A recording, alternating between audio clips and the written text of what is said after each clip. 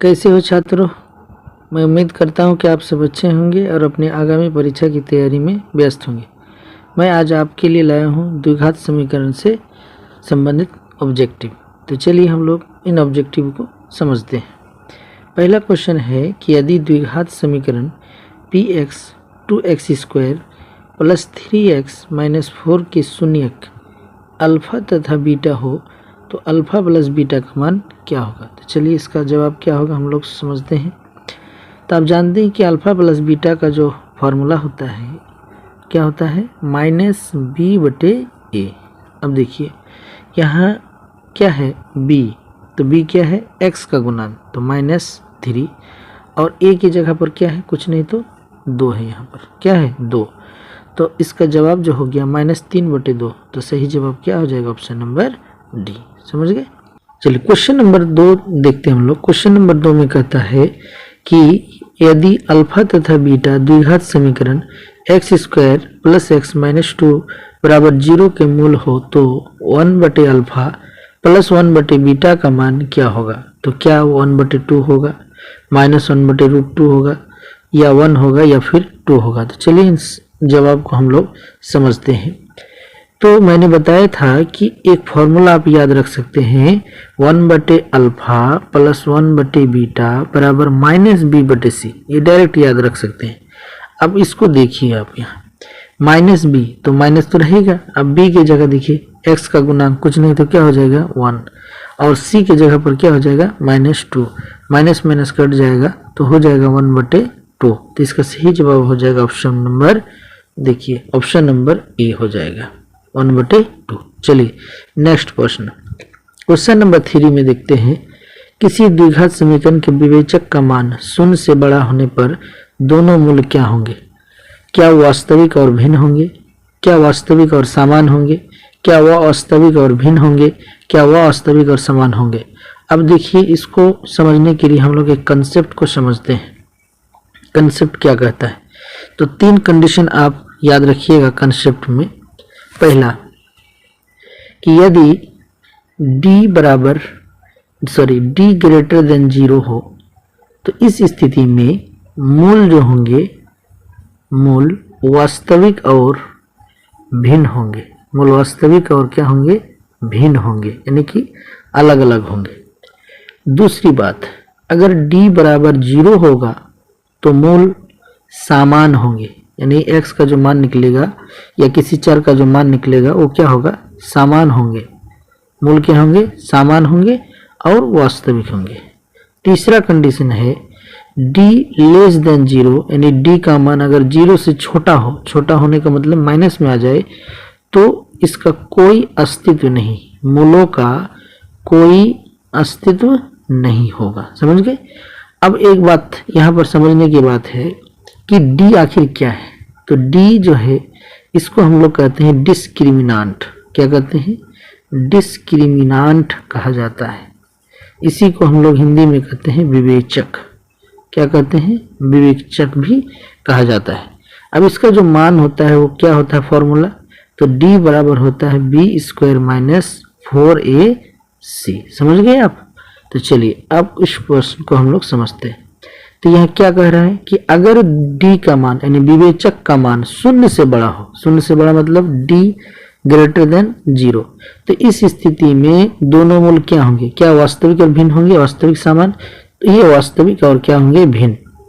क्योंकि वास्तविक और समान कब होगा, जब d बराबर 0 होगा। वह वास्तविक समान कब होंगे, जब d का मान 0 से कम होगा। समझ गए आप। तो इसका सही जवाब हो जाएगा ऑप्शन नंबर ए। चलिए नेक्स्ट क्वेश्चन नंबर 4 को देखते हैं। द्विघात समीकरण 3x² माइनस 2x प्लस 1/2 के विवेचक का मान क्या होगा। किसका मान, विवेचक। तो चलिए विवेचक निकालते हैं। विवेचक का मतलब होता है d। तो d बराबर क्या होता है, b² माइनस 4ac। चलिए b का मान क्या है यहाँ, तो -2 का स्क्वायर माइनस 4ac। 4a की जगह क्या हो जाएगा 3, और c की जगह क्या हो जाएगा 1/3। अब देखिए 3 3 कट गया। अब देखिए 4 घटा 4 तो क्या हो गया 0। तो जब 0 हो जाएगा d का मान, तो इसका मतलब डी का मान ही पूछा था, यहाँ पर क्या पूछा था, विवेचक ही पूछा था। तो इसका सही जवाब हो जाएगा ऑप्शन नंबर ए। यानी इस क्वेश्चन में विवेचक पूछा था तो विवेचक हमने निकाला, कितना हो गया 0। चलिए क्वेश्चन नंबर 5, इसमें कहता है निम्नलिखित में कौन द्विघात समीकरण है। तो द्विघात समीकरण क्या होगा, जिसका चर का महत्तम घात कितना होगा, 2 होगा, उसी को हम लोग द्विघात कहेंगे। तो चलिए चेक कर लेते हैं ऑप्शनों में कौन द्विघात है। क्या ये द्विघात है, बिल्कुल नहीं है। क्यों, क्योंकि यहाँ पर एक चर है, ये रैखिक समीकरण है, द्विघात समीकरण नहीं है। क्या ये आपका द्विघात समीकरण है, तो इसका सही जवाब हो जाएगा ऑप्शन नंबर बी, यही होगा इसका जवाब। क्यों, क्योंकि ये नहीं होगा, क्योंकि x को x से गुना करेंगे तो x स्क्वायर, ये फिर कट जाएगा तो ये द्विघात नहीं होगा। ये भी आपका द्विघात नहीं होगा क्योंकि x पर पावर क्या हो जाएगा 4, इसीलिए इसका ऑप्शन नंबर बी होगा सही जवाब। चलिए क्वेश्चन नंबर 6, द्विघात समीकरण x square plus x minus 1 के मूलों की प्रकृति क्या होगी। मूलों की प्रकृति क्या होगी, तो चलिए इसका हम लोग मूलों की प्रकृति को जानने के लिए हम लोग डी चेक करेंगे। तो चलिए डी देखते हैं। तो डी बराबर फॉर्मूला क्या होता है, बी स्क्वायर माइनस 4ac। चलिए बी कितना है भाई, तो बी है 1 का स्क्वायर माइनस 4, ए की जगह क्या हो जाएगा 1 और सी की जगह क्या हो जाएगा -1। अब देखिए 1 माइनस माइनस क्या हो जाएगा +4, मतलब क्या हो गया 5। डी का मान जो है 0 से क्या हो गया बड़ा, और जब डी का मान 0 से बड़ा होगा तो मूल वास्तविक क्या होंगे, वास्तविक तथा असमान हो जाएंगे। क्या हो जाएंगे, वास्तविक तथा असमान, इसीलिए ऑप्शन नंबर ए इसका सही जवाब हो जाएगा। चलिए क्वेश्चन नंबर 7, निम्नलिखित में कौन द्विघात समीकरण नहीं है। देखिए इस बात पर ध्यान दीजिएगा, कौन सा द्विघात समीकरण नहीं है, निम्नलिखित में से कौन नहीं है। तो चलिए इसको देखते हैं, क्या ये द्विघात समीकरण है, क्या ये द्विघात समीकरण है, बिल्कुल है ये। क्या ये द्विघात समीकरण है, देखिए इसको चेक कीजिए, क्या ये द्विघात समीकरण है, बिल्कुल है। क्या ये द्विघात समीकरण है, बिल्कुल है। ये वाला द्विघात समीकरण नहीं है, तो इसीलिए इसका जो जवाब होगा ऑप्शन नंबर सी होगा। चलिए क्वेश्चन नंबर 8, द्विघात समीकरण x square minus 5x plus 4 का विविक्तीकर। देखिए एक बात और याद रखिए, ये जो विवेचक है ना, इसी को विविक्तीकर भी कहा जाता है। डिस्क्रिमिनांट कहेंगे अंग्रेजी में, विवेचक भी कहेंगे और विविक्तीकार भी कहेंगे। तो यहाँ पर पूछ रहा है कि इसका विवेचक क्या होगा, तो चलिए विवेचक निकालते हैं। तो विवेचक बराबर यानी डी बराबर फॉर्मूला क्या होता है, बी स्क्वायर माइनस 4ac। तो बी की जगह क्या है भाई -5 का स्क्वायर माइनस 4 गुना ए की जगह 1 और सी की जगह हो जाएगा 4। चलिए -5 का स्क्वायर क्या हो जाएगा 25 और माइनस 4 चौका कितना हो जाएगा 16, 25 में 16 जाएगा तो कितना हो जाएगा 9। तो इसका सही जवाब हो जाएगा ऑप्शन नंबर सी। समझ गए। चलिए क्वेश्चन नंबर 9 को देखते हैं। क्वेश्चन नंबर 9 में कहता है कि 4 माइनस 1/2x स्क्वायर का शून्यक क्या होगा। क्या निकालना है, शून्यक। तो चलिए शून्यक निकालते हैं। देखिए शून्यक निकालते हैं, किसका निकालना है, तो 4 माइनस 1/2x का स्क्वायर बराबर क्या निकालना है, शून्यक। तो इसको क्या कर देंगे 0। अब देखिए यहाँ 2 चौके कितना हो जाएगा 8 माइनस x का स्क्वायर, अब बराबर देखो 2 को 0 से गुना करेंगे तो क्या हो जाएगा 0। अब माइनस एक्स स्क्वायर को उधर लेके जाएंगे तो क्या हो जाएगा एक्स स्क्वायर बराबर 8। अब x का मान जब निकालेंगे तो क्या हो जाएगा √8 हो जाएगा, और इसको हम लोग लिख सकते हैं 2√2। क्या लिख सकते हैं 2√2। तो x का मान जो होगा प्लस माइनस 2√2 होगा। तो इसमें से क्या दिया हुआ है, 1 दिया है, तो इसका सही जवाब हो जाएगा ऑप्शन नंबर ए। समझ गए। चलिए नेक्स्ट क्वेश्चन। क्वेश्चन नंबर 10 है, निम्नलिखित वर्ग समीकरणों में से किस समीकरण का हल परिमेय संख्याओं के समुच्चय के रूप में होंगे। किसके रूप में, परिमेय, अपरिमेय नहीं होना चाहिए। तो चलिए सभी ऑप्शन को हम लोग बारी बारी से देखते हैं। पहला ऑप्शन है एक्स स्क्वायर बराबर है 5। जब x का मान निकालेंगे तो हो जाएगा √अंडर प्लस माइनस 5। तो √अंडर प्लस माइनस 5 क्या है, अपरिमेय है। यहाँ पूछ रहा है क्या, परिमेय, इसका मतलब ये वाला ऑप्शन नहीं होगा। चलिए नेक्स्ट। अब इस ऑप्शन को देखते हैं, ऑप्शन बी को। इसमें जब x का मान निकालेंगे तो 16/7 पर क्या हो जाएगा, रूट हो जाएगा प्लस माइनस में। अब 16 का हो गया 4 और इसका हो जाएगा √7। क्या ये परिमेय है? ये भी परिमेय नहीं है। पूछ रहा था परिमेय होगा, ऑप्शन नंबर बी भी नहीं होगा। अब ऑप्शन नंबर सी देख लेते हैं, इसको देख लेते हैं एक बार पहले। तो ऑप्शन नंबर डी में है x², a + b a - b का फॉर्मूला में है, तो x² - 1 = 0। तो x बराबर इधर हो जाएगा तो 1, इस पर रूट प्लस माइनस, और एक का जो रूट होगा स्क्वायर रूट वो किस में होगा, हमेशा परिमेय में ही होगा, इसीलिए इसका ऑप्शन हो जाएगा डी, यानी सही जवाब क्या हो जाएगा, डी। देखिए क्योंकि एक का वर्गमूल हमेशा क्या हो जाएगा, एक, और एक क्या है, परिमेय संख्या है। सी को देख लीजिए, सी नहीं होगा आपका, एक्स का स्क्वायर हो जाएगा, और फिर 2x, तो ये भी आपका नहीं होगा, ऑप्शन डी ही इसका सही जवाब होगा। समझ गए। क्वेश्चन नंबर 11, क्वेश्चन नंबर 11 में कहता है निम्नलिखित समीकरण x + 2 3x - 1 का हल क्या होगा। अब यहाँ से सिंपल निकालिए, समझिएगा। अगर x + 2 बराबर क्या कर देते हैं 0, तो x बराबर क्या हो गया -2। देखिए -2 कहाँ पर है, -2, और ये इसका निकालेंगे तो कितना हो जाएगा, देखिए 3x - 1 बराबर 0 कीजिए, तो 3x बराबर क्या हो जाएगा 1, और x बराबर हो जाएगा 1/3, जिसका सही जवाब हो जाएगा ऑप्शन नंबर बी। समझ गए। चलिए क्वेश्चन नेक्स्ट, निम्नलिखित में से किसमें द्विघात समीकरण x² - 5 = 0 के मूल होंगे। इसका मूल क्या होगा, अभी हम लोग पढ़े ना भाई, x², 5 उधर जाएगा तो इसका मान रूट अंडर प्लस माइनस में हो जाएगा x बराबर, और रूट अंडर प्लस माइनस जब हो गया तो वो परिमेय है, तो इसका सही जवाब हो जाएगा ऑप्शन नंबर सी। चलिए क्वेश्चन नंबर 13 कहता है कि यदि द्विघात समीकरण ax² + bx + c = 0 तो मूल वास्तविक में समान होंगे, तो मूल क्या होगा। तो चलिए इस प्रश्न को समझते हैं।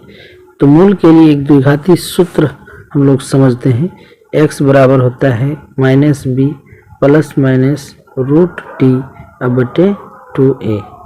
अब देखिए यहाँ पर क्या कह रहा है कि मूल वास्तविक और समान होंगे, तो जब मूल वास्तविक और समान होंगे तो d का मान क्या हो जाएगा 0, तो -b अब प्लस माइनस d का मान 0, 0 का वर्गमूल क्या हो जाएगा 0 ही हो जाएगा, तो 0, इसका तो कोई वैल्यू नहीं है, तो इसका सही जवाब जो हो रहा है -b/2a यहाँ आ रहा है, तो यही इसका सही जवाब हो जाएगा, तो ऑप्शन नंबर सी होगा सही जवाब।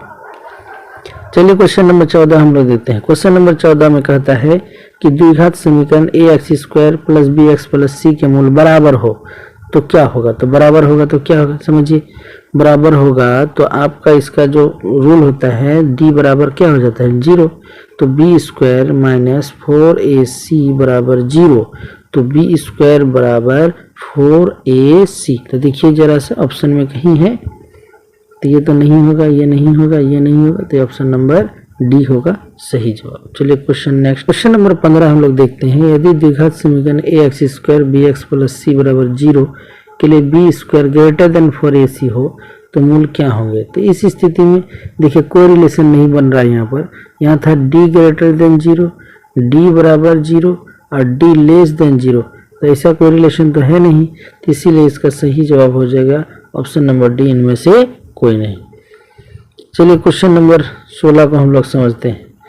क्वेश्चन नंबर 16 में कह रहा है कि द्विघात समीकरण 3/4x² - 8x - 3 के विविक्तिकार d का मान क्या होगा। तो चलिए d का मान निकालते हैं हम लोग, d का मान निकालते हैं, तो d बराबर क्या हो जाता है, बार बार हम इसी लिख रहे हैं ताकि आपको याद हो जाए, b², तो b² कितना है भाई -8 का स्क्वायर -4, 4 a की जगह 3/4 और c की जगह हो जाएगा आपका -3, तो 4 4 क्या हो गया खत्म, 8 8 64 माइनस माइनस प्लस, और यहाँ कितना हो गया 3 3 9, कितना हो गया 3 3 9, तो 64 और 9 कितना हो गया 73। देखिए 73 है, इसीलिए ऑप्शन नंबर बी होगा सही जवाब। क्वेश्चन नंबर 17 में कहता है वह द्विघात समीकरण जिसके लिए 3 माइनस 3 निम्नलिखित में कौन सा है। बहुत ही आसान सा प्रश्न है। किसमें आपका 3 और माइनस 3 आएगा? क्या इसमें आएगा? इसमें नहीं आएगा, इसमें नहीं आएगा, इसमें नहीं आएगा, यानी इसमें आ जाएगा एक्स स्क्वायर माइनस 9 है, उधर जाके क्या बन जाएगा 9। अब जब इसका निकालेंगे 9 पर रूट चढ़ाएंगे तो इसका जवाब हो जाएगा प्लस माइनस 3, यानी कि प्लस में भी 3 और माइनस में भी 3, इसीलिए इसका सही जवाब हो जाएगा ऑप्शन नंबर बी। चलिए नेक्स्ट क्वेश्चन। कहता है 2 लगातार धन एवं पूर्ण संख्याओं का गुणनफल 72 है, यानी 2 संख्याओं को गुना करने पर कितना आ रहा है? 72। उसमें से एक संख्या छोटी संख्या x है, तो बताइए इस निम्नलिखित में कौन समीकरण इस कथन को व्यक्त करेगा। तो छोटी संख्या x है पूछ रहा है, तो छोटी संख्या x होगा तो ये तो होगा नहीं और ये भी नहीं होगा। छोटी संख्या x पूछा है मतलब x, बड़ी संख्या क्या होगा? x प्लस 1, क्योंकि 2 संख्या गुणनफल में यहाँ पर एक छोटी और एक बड़ी, तो यहाँ इसका सही जवाब हो जाएगा ऑप्शन नंबर बी। समझे आप? छोटी संख्या x है और यहाँ पूछ रहा है लगातार पूर्ण संख्या का गुना 2 लगातार, तो जब छोटी संख्या x हो गई तो इसका मतलब बड़ी संख्या क्या हो जाएगा? x प्लस 1 लगातार तभी तो होगा, तो इसका सही जवाब हो जाएगा ऑप्शन नंबर बी। इसी तरह से हम लोग फिर नेक्स्ट वीडियो में मिलेंगे। उम्मीद करता हूँ कि आपको ये सेशन अच्छा लगा और फिर नए वीडियो के साथ हम लोग फिर आएंगे और सारा ऑब्जेक्टिव लेकर। धन्यवाद।